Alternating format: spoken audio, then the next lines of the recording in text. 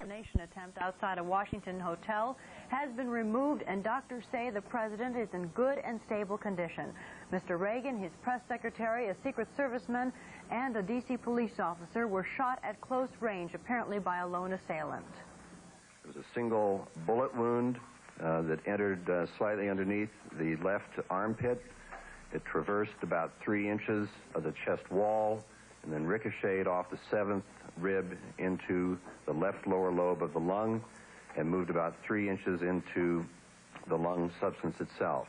The president, however, is an excellent physical specimen, and we do not anticipate any problems. It is always hard to be precise as to how long he'll be hospitalized, but he is clear of head and should be able to make decisions by tomorrow, certainly. Doctors say Reagan is also in very good spirits. His prognosis excellent. Of the 4 persons shot in today's assassination attempt, President Reagan appears to be the least seriously wounded. Press Secretary James Brady was initially listed in very critical condition with a bullet wound in the head, but tonight, following 4.5 hours of surgery, spokesmen say the prognosis is still critical, but certainly better.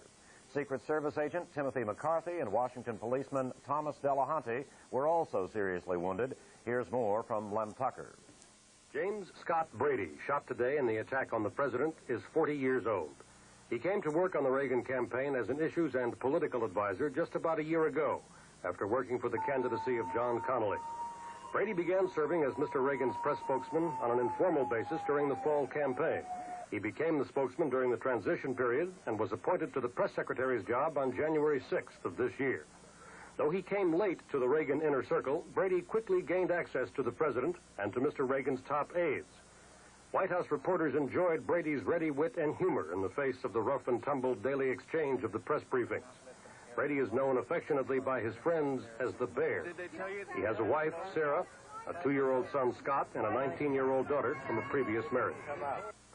Secret Service agent Timothy J. McCarthy, a Chicago native, was at the president's side when the shots were fired. McCarthy, 32, was hit in the chest and liver. His condition after surgery was described as stable, and one source was quoted as saying that things were looking up for McCarthy. District of Columbia police officer Thomas K. Delahanty, 45 years old, a 17-year veteran, was wounded in the neck and shoulder by the shots which were fired at the hotel. His condition was described late today as critical. Bill Plant, CBS News, the White House. 25-year-old John H. Hinckley of Evergreen, Colorado, is the man now in custody for the shooting of the president. CBS newsman Fred Graham has this report on Hinckley. Little is known of Hinckley except that he's 25 years old, the son of a wealthy Colorado oil company executive and a resident of Evergreen, Colorado. Secret Service officials said they had nothing on him in their files of persons considered potentially dangerous to the president, and he has no known police record.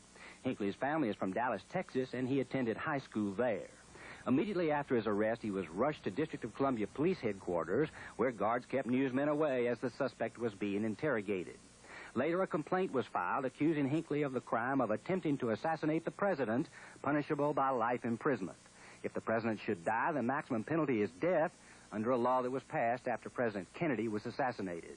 The law doesn't cover lesser officials, such as Press Secretary James Brady. Though the FBI has no arrest record for Hinckley, Tennessee authorities say he was arrested in Nashville last October for trying to board an airplane with 3 handguns and 500 rounds of ammunition in a suitcase. President Carter was in Nashville on that day. Hinckley's family also says the suspect has a history of Washington Hilton Hotel. Mr. President!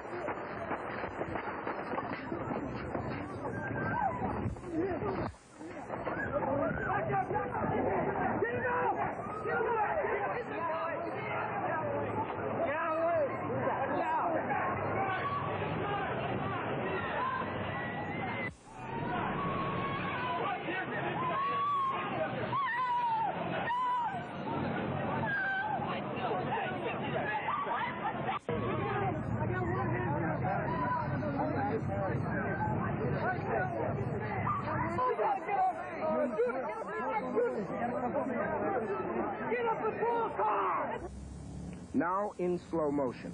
At this point, no one on the scene seemed to realize that the president had been shot. The expression on his face changed but it appeared only that he had been pushed into his limousine by a Secret Service agent, routine in dangerous situations, so that he could be hurried away.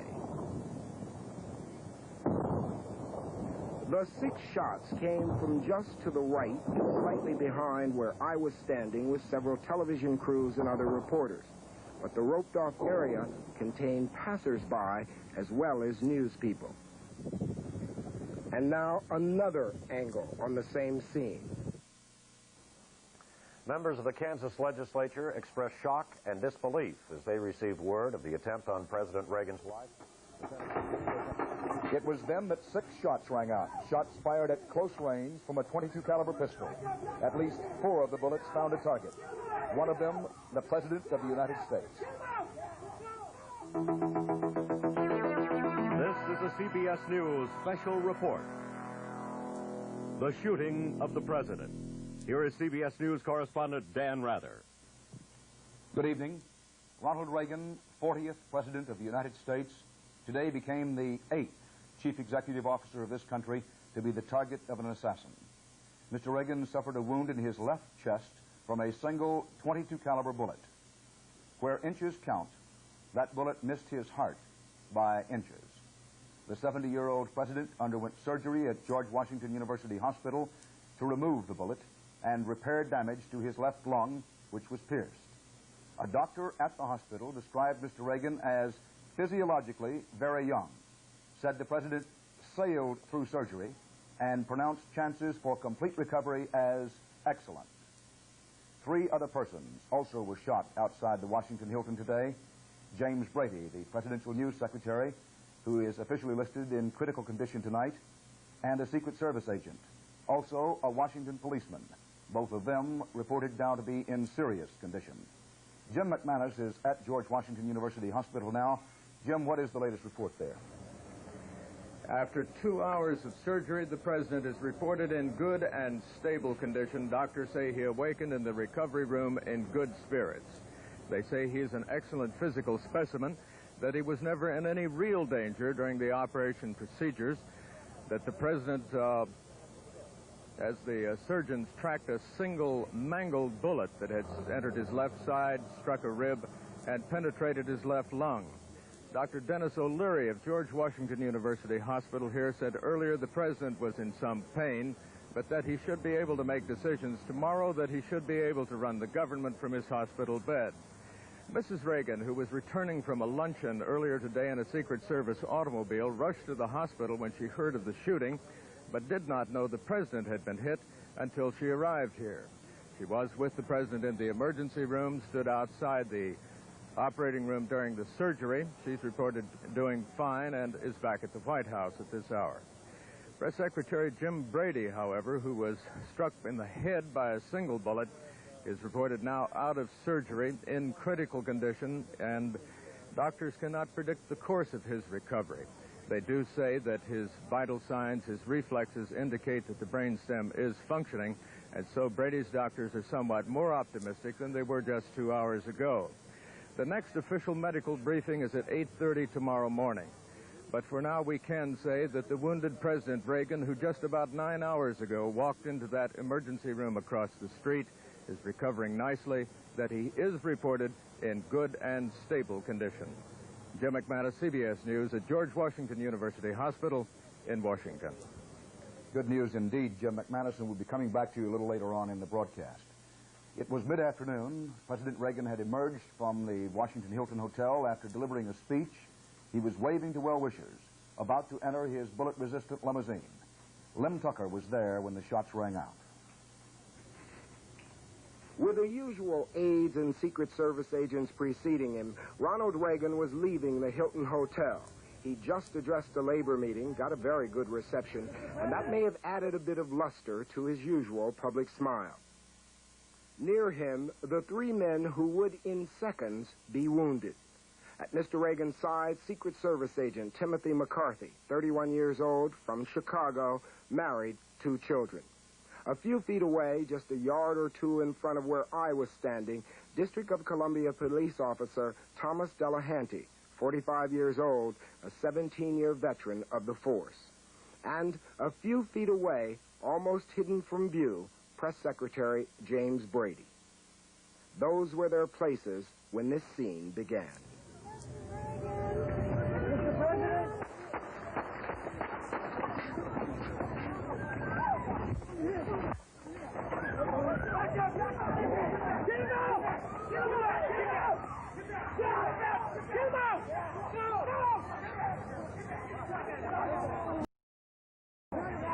No one on the scene seemed to know that the president had been shot.